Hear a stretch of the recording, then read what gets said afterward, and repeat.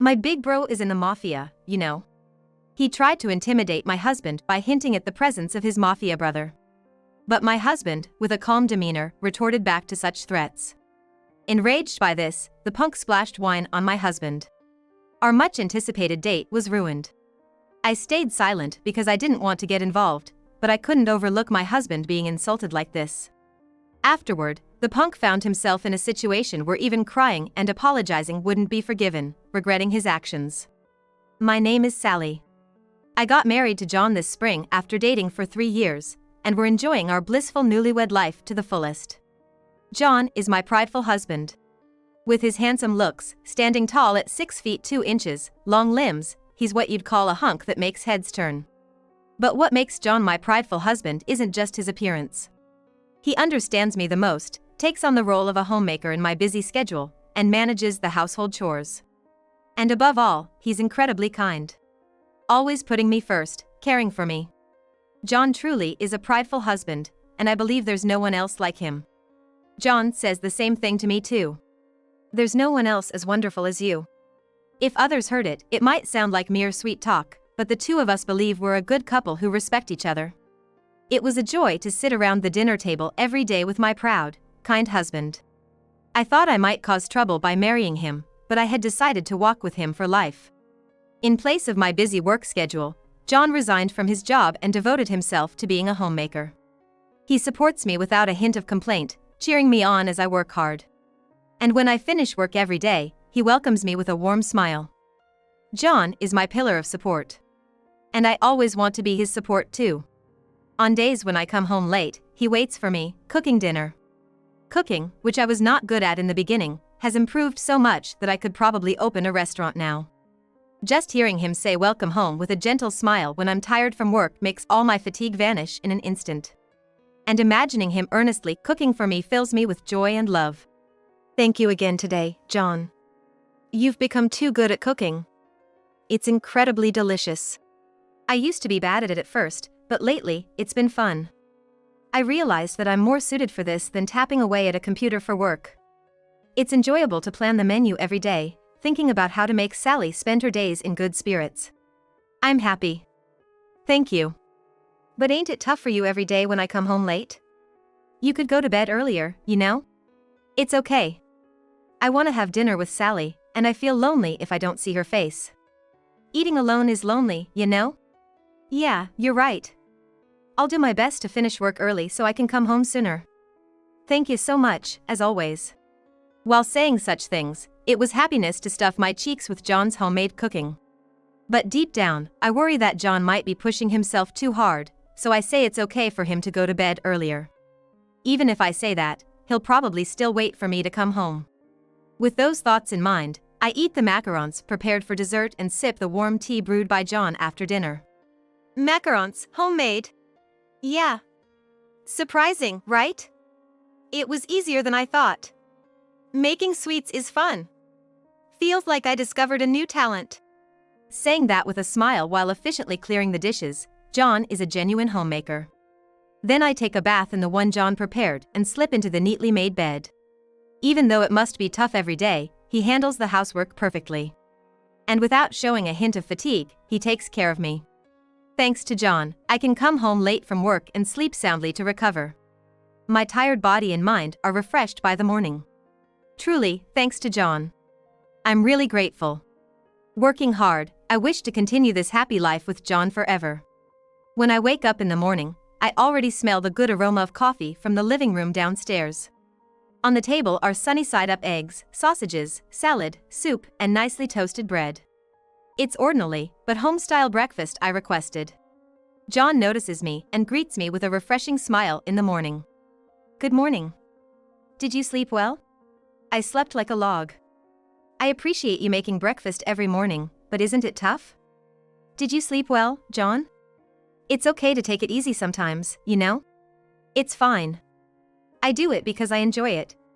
Come on, dig in. I put lots of veggies in the soup, so it's packed with nutrients. With that, we take our seats and have breakfast together. John always works so hard for us.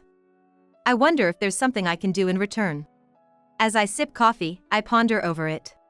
Come to think of it, We haven't had a leisurely meal together outside in a while due to my busy schedule.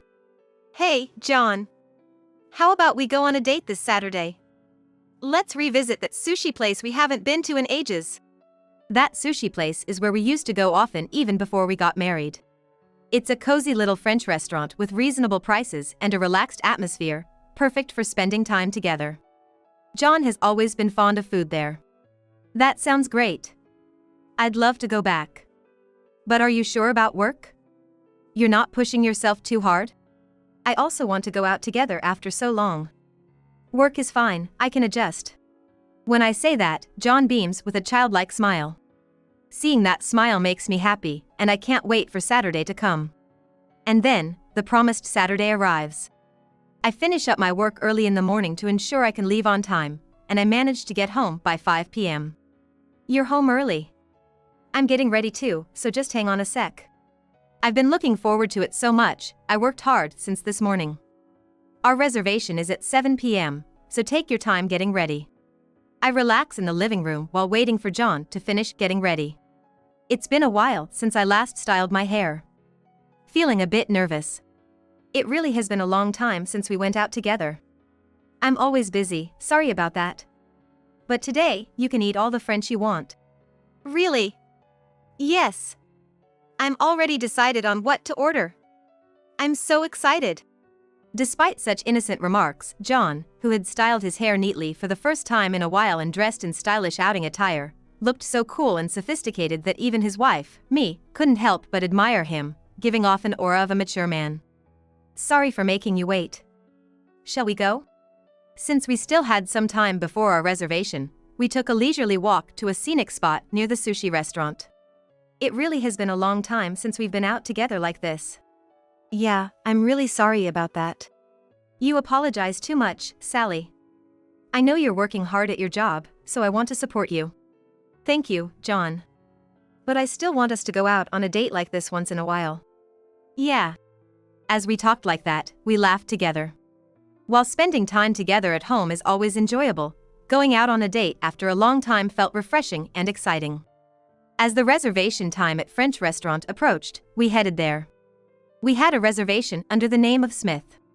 As soon as we opened the door of the sushi restaurant, we heard loud voices and coarse laughter coming from inside. Man, that's hilarious. You're crazy, man, seriously. Indeed, while this restaurant is small, it had a somewhat populist atmosphere. But we had never encountered such noisy customers here before. Thinking it unusual, and not wanting to get involved, we were shown to our table without looking in their direction. Hey, where's the wine? I asked for more. I'm sorry, please wait a moment. We've been waiting, hurry up. Such a rude attitude. It seems the ones causing the commotion are some hoodlums. 3 young men with flashy hairstyles and visible tattoos on their arms. I discreetly observed them, intending not to get involved or attract their attention. Hey, waiter. Order. Hurry up, we're not patient. We can get scary if you make us wait, you know? Seeing the rude hoodlums, I already felt uncomfortable, but since it was a date today, I tried not to let it bother me. John seemed completely unfazed, his eyes sparkling as he gazed at the menu on the wall. What should we order? As John said that and looked at the waiter, his gaze accidentally met one of the hoodlums. Hey, you just looked at me, didn't you? Hey, you got some problems? It was the worst turn of events. The hoodlums, who seemed to have had quite a bit to drink, started to harass John. But John ignored them and called the waiter. Excuse me, can we place our order? Angered by his attitude, the hoodlums stood up and approached, surrounding John and me. Hey, I'm talking to you. Are you deaf or something? You looked at me earlier, didn't you? Do you have any problems? These unsophisticated, ill-mannered hoodlums were truly a hassle. While silently hoping not to escalate the situation, I remained quiet. John calmly addressed the hoodlums. I was trying to place an order with the waiter, so I looked in their direction. What's the problem? What's the problem? You looked at me, didn't you? I think you've misunderstood. While speaking, John continued to gaze at the featured menu on the wall. Seeing John's demeanor, the hoodlums grew angrier but remained rooted to their seats. Hey, you, don't try to act tough just because there's a lady. Please keep your voices down, you're disturbing other customers. Could you be quiet? John spoke with a firm tone. Seeing John showing no signs of fear, the hoodlums became even more irritated. Hey, who are you talking to? You think you're tough, idiot? My brother's in the mafia, you know. If I tell him about this, you might end up at the bottom of the ocean. I thought to myself that the real idiot was him, but I didn't want to escalate the situation, so I kept quiet and watched what would happen next. John sighed in exasperation. Well. What? What did you say, you punk? Your brother's in the mafia? So what's that got to do with anything? Scared? Maybe your brother's in the mafia and scary, but what about you? Aren't you embarrassed? Accusing us in the restaurant and then trying to threaten us with your mafia brother? I'm talking to you right now. Your brother being in the mafia doesn't intimidate me at all. The atmosphere in the room froze for a moment. The stares of other customers and staff were fixed on us. And as expected, the hoodlums erupted in anger. Face turning red, one of them grabbed John's collar, seemingly about to strike. Hey, you, apologize for what you just said. Get down on your knees right now. If you do that, I might forgive you. Hurry up! The hoodlum shouted at John loudly. However, John showed no sign of fear and calmly responded. Just resorting to violence because you can't argue back. That's not how it works. It's clear you're not very bright. We just want to eat, so could you please go somewhere else? At that moment, the enraged hoodlum released his grip on John's collar and grabbed a nearby bottle of wine, pouring it over John's head. You, seriously, don't get cocky. I don't care what happens. I'll tell my mafia big brother. Even the girl with you will get a taste of it, you punk. The hoodlum said, glaring at John, who was soaked with wine, his face turning red. Despite the threats, he seemed determined to somehow force John to apologize. However, John remained unperturbed by the hoodlum's intimidation tactics. Ah, wine really makes a mess, huh? I wore my favorite outfit and now it's all wet. But at least wine stains don't set, so it's okay. Unable to stay silent any longer, I handed John a handkerchief and then stood up. Hey, what's your name? And your brother, which mafia is he from? Are you gonna call him now? What? Who are you? Are you out of your mind? What do you want with my name? Well, whatever. My brother's also a well-known mafia around here. You know him, right? His name's Tony. You've heard of him, right? I haven't. So why don't you call him then? What? Are you stupid or something? I said call your mafia brother now. My sudden change in tone surprised the hoodlum momentarily, making him quiet down. But soon after, he retorted, "You're the crazy one here." Fine. I'll call him. But even if you two cry and apologize, I won't forgive you. Just brace yourselves. A truly uncouth and foolish hoodlum. What was supposed to be a fun sushi date ended up ruined because of them. Above all, I couldn't forgive them for disrespecting my dear husband and dousing him with wine. You better not think of running away. I won't let you off the hook. The hoodlum continued to provoke. You really have no manners, do you? It's embarrassing.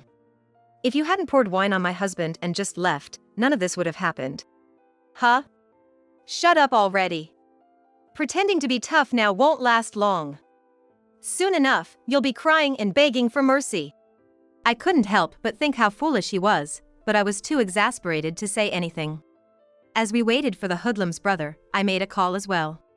Hello? Yeah, it's me. Right.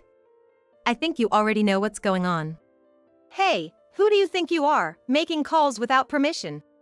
Yeah, you heard that, right? Okay. Well, nothing I can do about it. We'll be waiting. I replied before hanging up. A few minutes later, the hoodlum's brother, Tony, arrived at the scene, panting heavily as he entered the restaurant. Seems like he was nearby and rushed over. Hey, big bro. Over here. Listen, these guys were disrespecting me like crazy. Teach them a lesson. The hoodlum reported with a grin. However, as Tony approached his brother, he suddenly punched him in the face with an intense expression. Caught completely off guard by the punch from his own brother, the hoodlum, who hadn't even attempted to defend himself, was sent flying. The impact sent the chairs tumbling and a bottle of wine from the table crashed onto the floor, shattering. Realizing we were causing a disturbance, I quickly apologized to the staff and handing over all the money in my wallet. "I'm sorry for all the fuss. I don't need change." With that, he bowed his head and handed over all the bills in his wallet. "Let's take this outside," I said firmly, prompting the hoodlums to reluctantly follow Tony outside. Once they reached a secluded spot, Tony spoke up. "I'm truly sorry for the trouble." The hoodlum, who had been boasting in Tony's presence, was now gaping in bewilderment as his brother bowed deeply and apologized profusely, clearly not understanding what was happening. "I hate uncultured fools," I said, expressing my disdain for the thugs. "I'm truly sorry for the trouble." "Hey, what are you standing around for? Don't you understand your situation?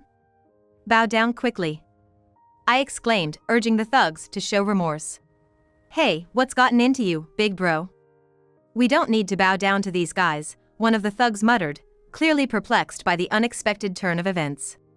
The thugs were visibly confused by the sudden turn of events. It was unforgivable for them to disrespect my dear husband and behave arrogantly, not to mention splashing wine. I decided to enlighten the thugs. "The mafia big brother you were counting on is actually my subordinate, you know? Understand? He's my underling. I'm the boss, not him. It's a shame, isn't it? If only you had a better sense, this wouldn't have happened.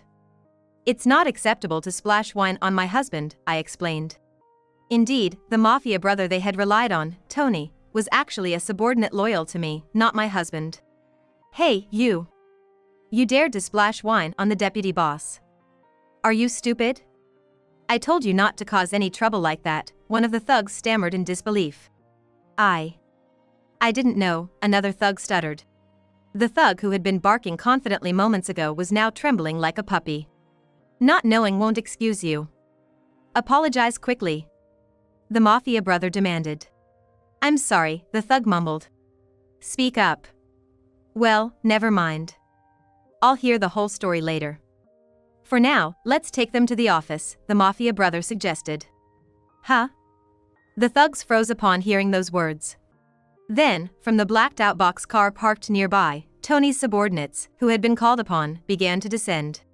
"You guys, teach these thugs some manners." As I said this, the prefects deftly pushed the hoodlums into the car. Tony's brother was left behind at the scene. Tony had expressed a desire to handle his brother personally. His brother looked pale and trembled with fear. He seemed to have realized the gravity of his situation. "Underboss, I'm truly sorry.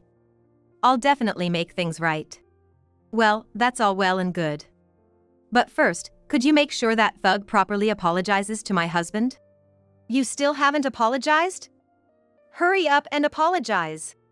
Tony's brother, looking towards my husband. "I'm sorry."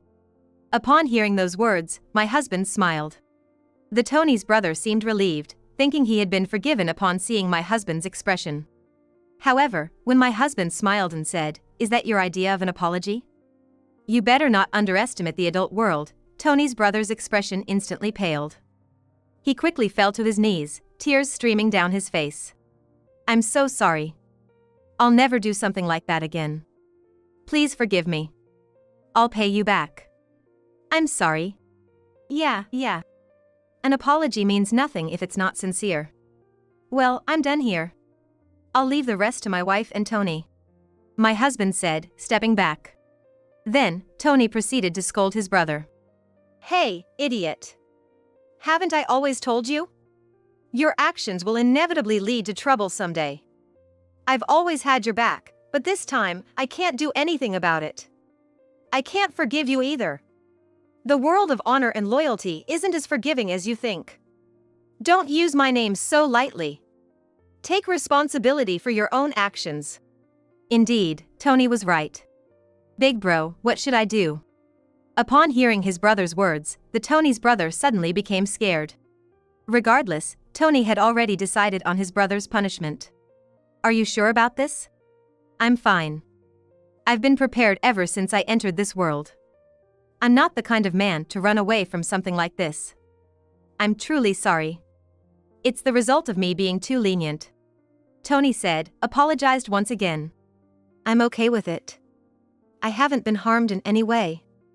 But I can't just overlook someone splashing wine on my husband. With that, Tony apologized to my husband and me, then ushered his brother into the car and drove away. The world of the mafia is harsh too, huh? I mean, Tony, despite everything, always had a soft spot for his brother. I feel kinda bad about it too. Sorry. Yeah, the mafia is all about honor and loyalty. Loyalty and discipline are strictly enforced. Well, since it's Tony's decision, let's just watch over.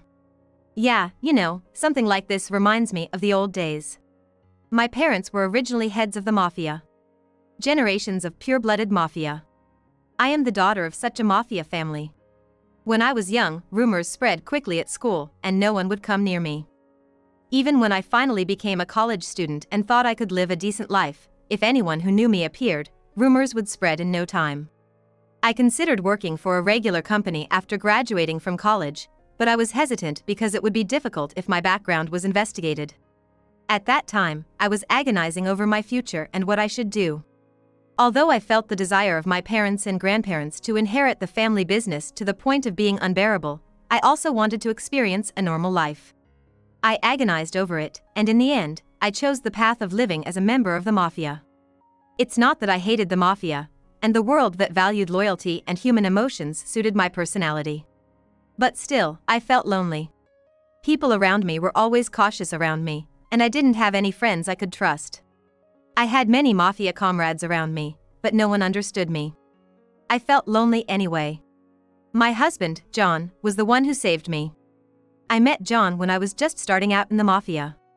I heard that there was a fight involving thugs on my turf, so I went to check it out, and that's where I found John surrounded by 5 thugs. John had a strong sense of justice even back then, and he seemed to have become a target after protecting someone who was being harassed by thugs. I helped John. At that time, John didn't seem to think of me as a mafia, but it's not so easy for an ordinary woman to drive away 5 thugs. Thank you so much. I owe you one. You're strong, and you're pretty cool. John politely thanked me, even though I was a bit confused about suddenly driving away 5 thugs. Are you hungry? If you'd like, let me treat you to something. John said, seemingly wanting to express his gratitude. From there, we became friendly, and after a year of getting to know each other, we started dating.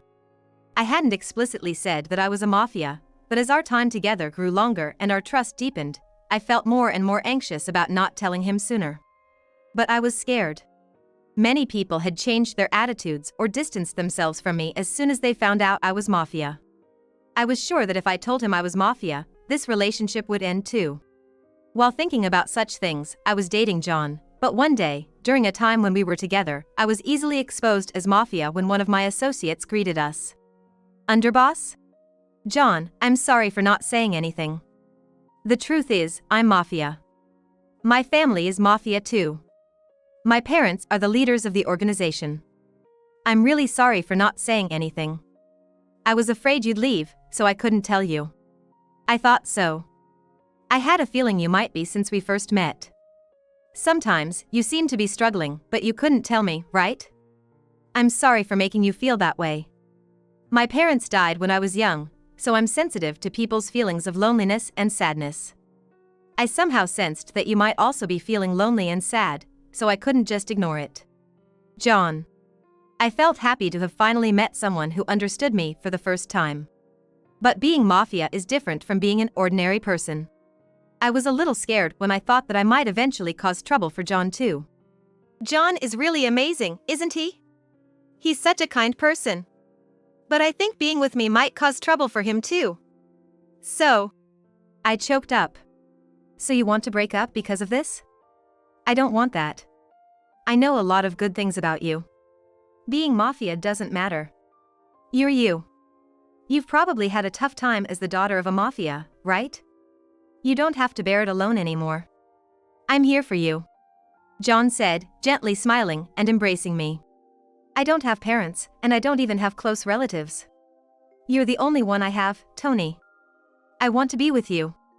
At that moment, I vowed in my heart to live with John forever and to cherish him. Yet, I had dragged John into this situation this time. I felt down. Even when I was harassed by thugs, John seemed calm, but he might have been scared inside. If only I had dealt with it sooner. Maybe this incident made me scared too.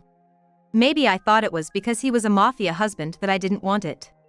Sally, are you worrying about unnecessary things? John, can you read my mind?